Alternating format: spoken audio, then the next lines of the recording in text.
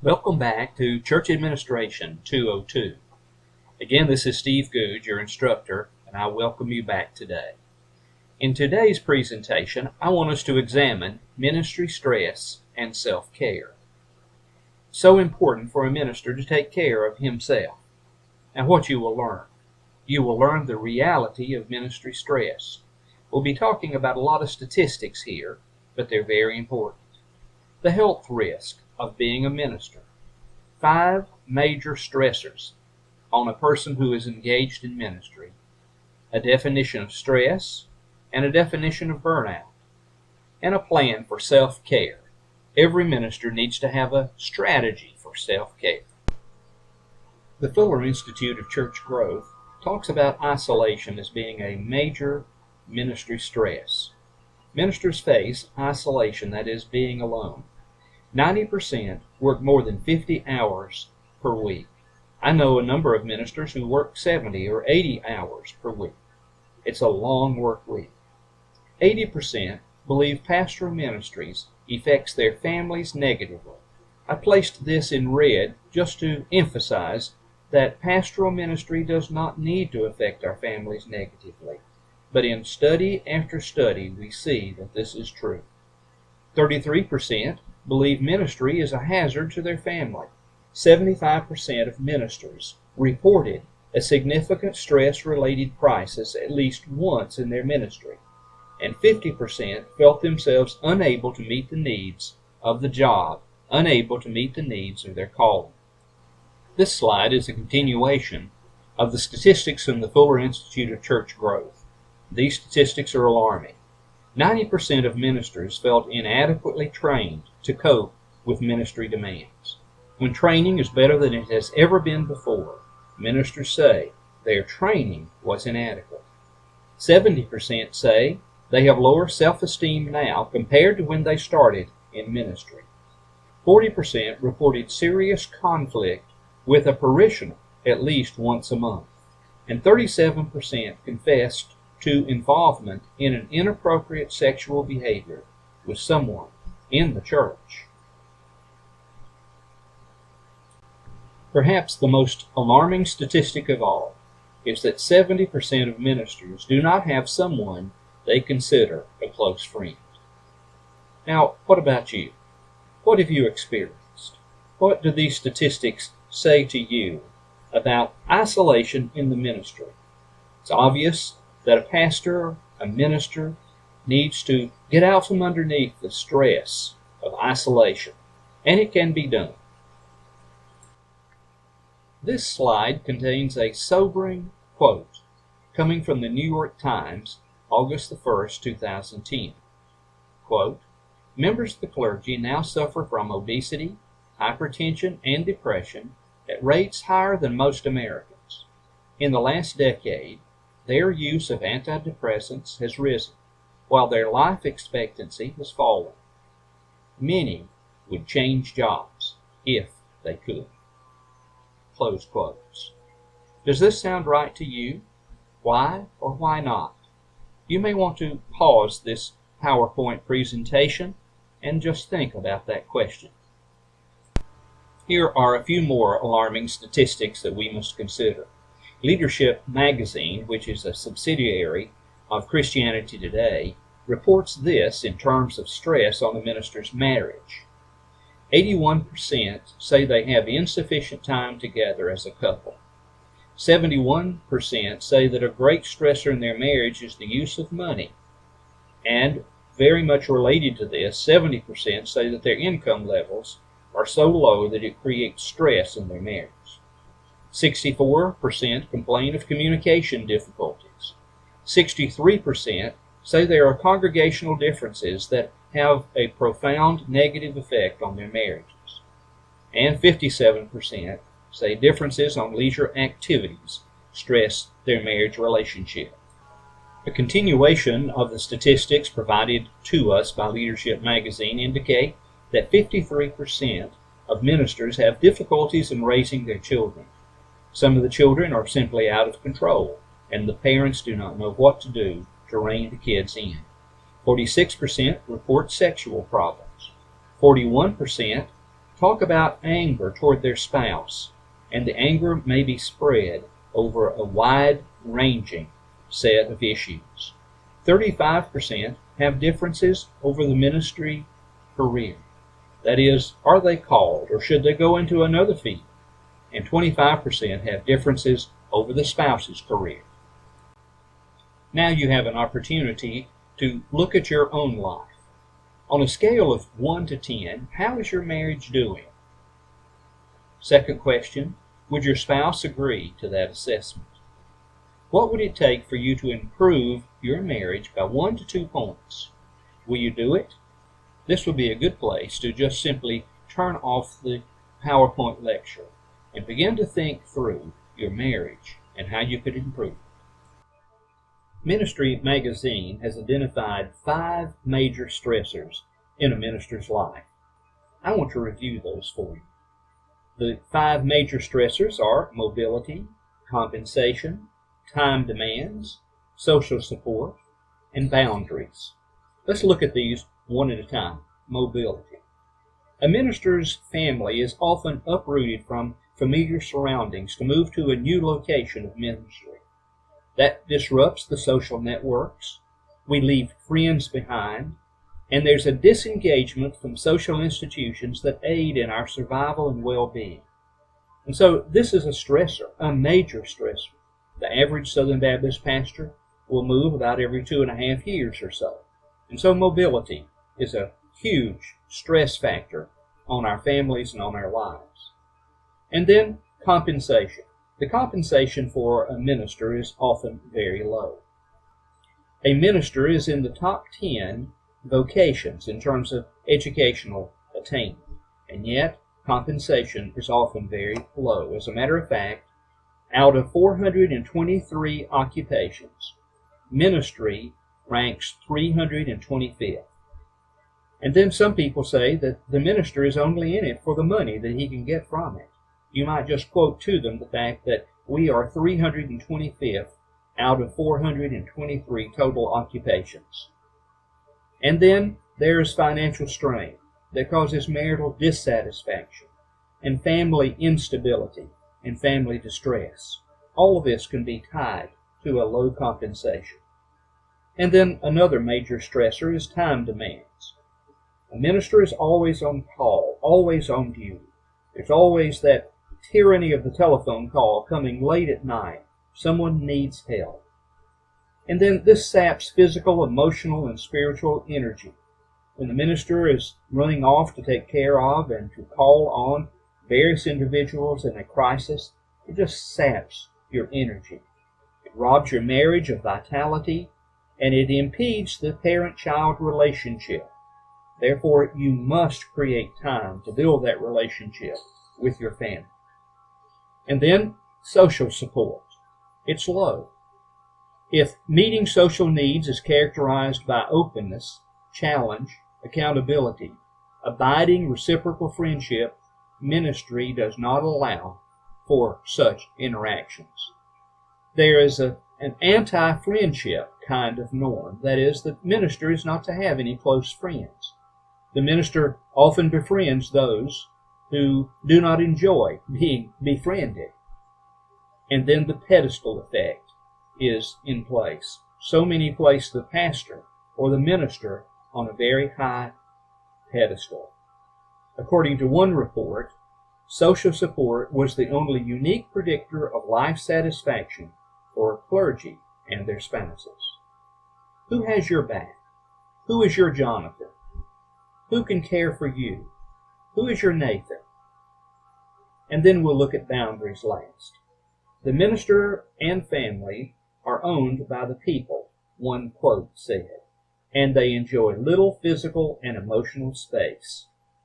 There are constraints to the ministry and expectations that are very high and demands, and as a result, there are few boundaries around one's life. The ministry certainly does have some great stressors, but we have a great God that can provide for us in the area of our mobility, compensation, demands, social support, and boundaries. On this slide, you will be presented 2 definitions that will be important to you in ministry. One is compassion fatigue. It's a state of tension and preoccupation with the individual or cumulative trauma of clients as manifested in one or more ways. Compassion fatigue means that you have become tired of caring for a person that has needs, maybe multiple persons. Compassion fatigue can be with one individual, or it can be many individuals, like an entire congregation. And then burnout could be defined as cumulative stress that develops into a state of physical, emotional, and mental exhaustion caused by depletion of resources to cope. And it's available in any kind of work, but particularly is it seen in ministry.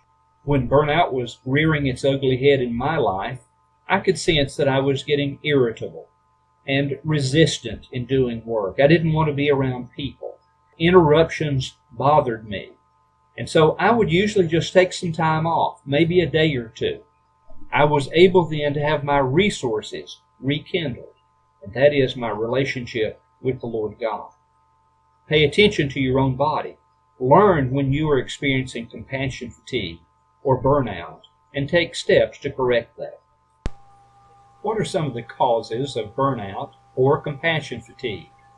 Well, bearing witness to suffering. When we see suffering going on, it can cause us to have compassion fatigue or even burnout. A lack of replenishment. The minister needs to always replenish themselves. You will see a video in part 2 of this week's assignment that will help you to deal with replenishment. Unresolved personal trauma.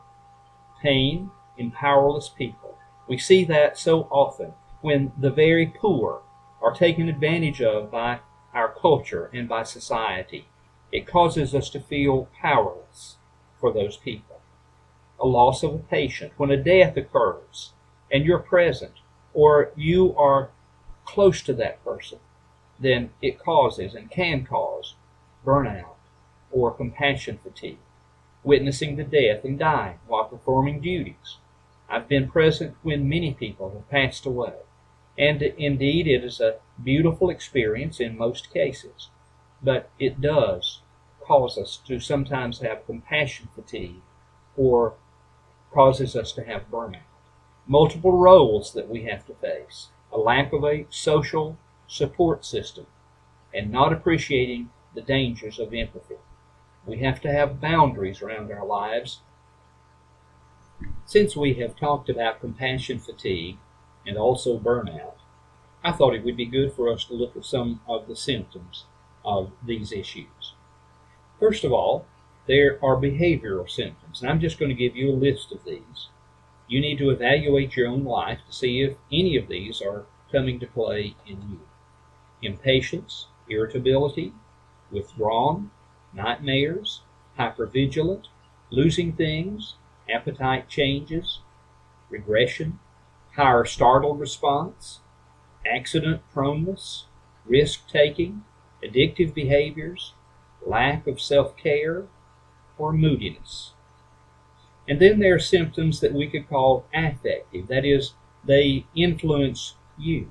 Anxiety, guilt, anger that can become rage, fearfulness, survival guilt, numbness, depression, sadness, an emotional roller coaster, depression, being overly sensitive, depleted.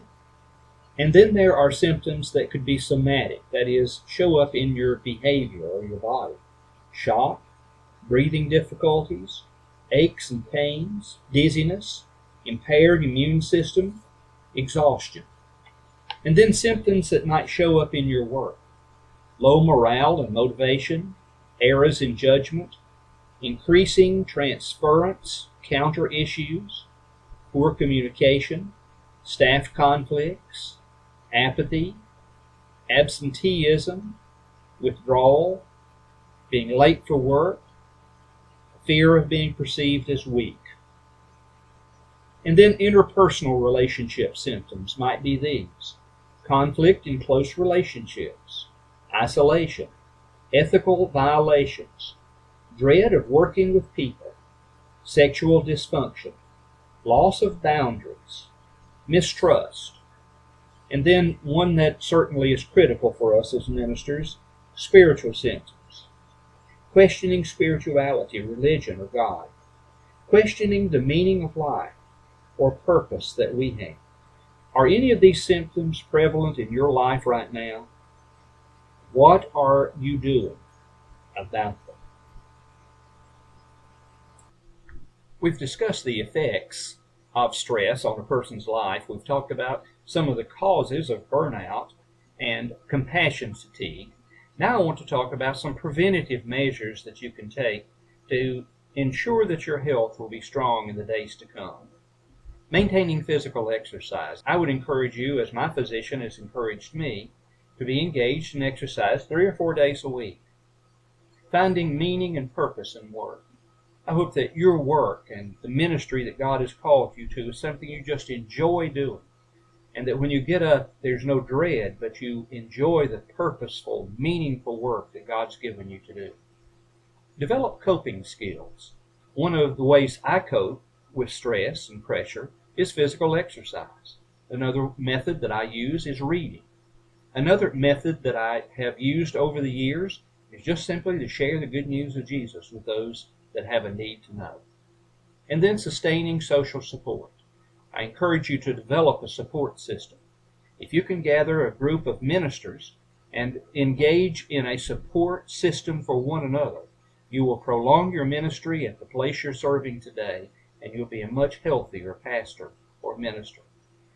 Practicing peace and quiet, a sabbatic rest. That means you take a clean day off and that you don't allow anything to come in the way of that day off unless it's an absolute crisis or an emergency. The Sabbath rest is a biblical principle, and every minister should practice it. Exercising sound sleep routines. We need to get the proper amount of sleep, and every person has a different biological rhythm that requires differing amounts of sleep. Some can function quite adequately on 4 or 5 hours of sleep, whereas others require 8 or 10 hours sleep. You find your routine and get in. And then practice religious and spiritual disciplines. Every person needs to have discipline in their life. There's the discipline of purity, the discipline of devotion, spending time in the Word of God every day, the discipline of prayer, the discipline of worship, and I'm not talking about the worship you lead in your church, I'm talking about personal worship, the discipline of the tongue, the discipline of leadership, the discipline of giving, the discipline of witnessing, and the discipline of ministry. All these are helpful and will help prevent stress from taking an undue toll on you physically, mentally, and spiritually. Now let me share 18 things that will be helpful for you as a self-care strategy. Number 1, take stock. What's on your plate? Is there too much there? Are you required to do way more than you're capable of doing? Then get something off of your plate. Number 2, find time for yourself every day. That may simply be time to read a book, or go on a jog, or be engaged with your family. But find time for yourself each day. Number 3, delegate. Learn to ask for help at home and at work. Practice the Jethro principles that we shared in Church Administration 201. Number 4, have a transition from work to home. Try to leave those things at work that need to stay at work and not carry them home, to stew over. Focus on your home and building a strong marriage and family. A self-care strategy, number 5. Learn to say no, and yes, more often. Say no to the things that you just simply cannot do, and say yes to those things that fill up your tank of enthusiasm and energy. Number 6, assess your trauma inputs. When you have a death in your church family, then that's trauma. It is a wound to you. Realize that and take time to heal. Number 7, learn to recognize compassion fatigue. We've talked about that earlier. And number 8, have an accountability partner. Consider joining a peer support group. I would encourage you to be a part of a small group that will hold each other accountable. Join a support group. Self-care strategy tip number 9. Preserve family time. Put your family time on a schedule, on a calendar, so that you never miss it. Protect privacy and maintain boundaries, number 10. Number 11, clarify expectations. Typically, the best time to do this is when you first go to a church. However, you can renegotiate expectations after you've been there for a while. Number 12, build friendships and social support. Number 13, maintain physical exercise, proper nutrition, and sleep patterns. Let's review a self-care strategy before going on to the next 5. Number 1, take stock. What's on your plate? Number 2, find time for yourself every day. Number 3, delegate. Learn to ask for help at home and at work. Number 4, have a transition from work to home. Number 5, learn to say no and yes more often. Number 6, assess your trauma inputs. Number 7, learn to recognize compassion fatigue. Number 8, have an accountability partner. Consider joining a peer support group. Number 9, preserve family time. Number 10, protect privacy, maintain boundaries. Number 11, clarify expectations. Number 12, build friendships and social support groups. Number 13, maintain physical exercise, proper nutrition, and sleep patterns. And now, number 14, find purpose and meaning in work. Number 15, practice Sabbath rest. Number 16, practice religious and spiritual disciplines. Number 17, make use of clergy retreat resources. And number 18, seek help before you hit the bottom.